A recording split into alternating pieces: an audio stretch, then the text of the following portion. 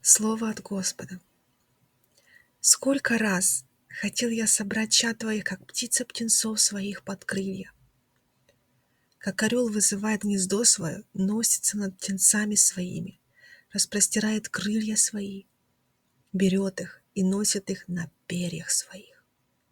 Так Господь один хочет водить тебя, и не будет пред Ним чужого Бога. Аминь.